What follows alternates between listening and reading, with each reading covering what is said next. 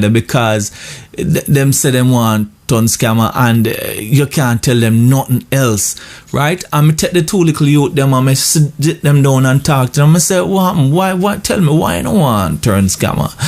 And one of the little youth look for me and say, boy, Mr. Watson, scammer have the nicest car, them have the most parties, and them don't work.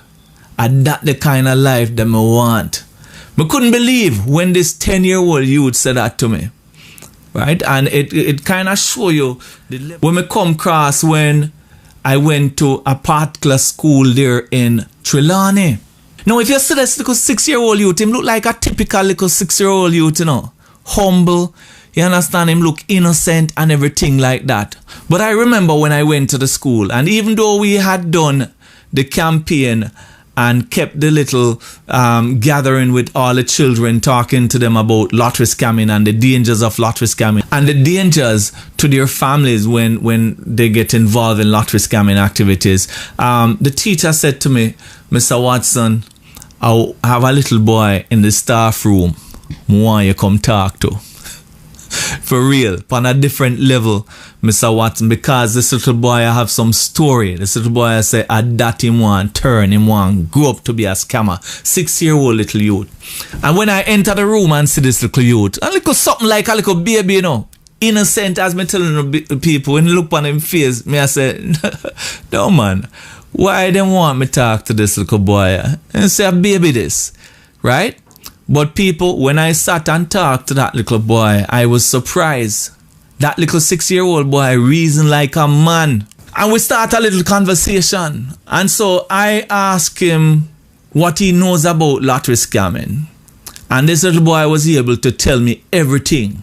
As a matter of fact, some of the most useful information that I got about scamming, I mean about the game and how it operates and how it works, is from this little 6-year-old youth.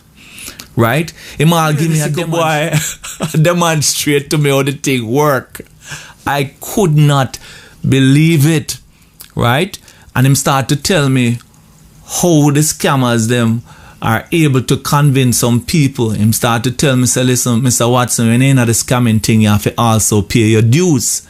So I said to him, so what do you mean pay? Pay your dues means say, you have to go to the Oberman and make sure you pay my money for him, give you a gathering and protect you, and you have to pay your dues on a regular basis, because if you don't pay your dues, you're going to lose your life. Right? This little boy was able to tell me of the amount of people who were dead because they not pay them dues to the Oberman. A 6-year-old youth me are telling about, you know. Me not joke people. Him all tell me of a particular incident, somebody we him know personally. I know this man dead because he was a scammer. We never paid them dues. I mean, I asked this little boy, so with all of what you say, do you still want to become a scammer? And him look at me and say, yes, sir. A scammer more want turn because as long as you pay your dues, you can make whole heap of money and you don't have to work. You just get your phone and you call and make a thing. When I heard this, I had to sit down with this little youth for a little while and talk with him. I had to show him why lottery scamming was so wrong. I had to show him how it can impact him and his family. I had to let him know that people get involved in the activities usually go jail and them usually lose everything. Right? I had to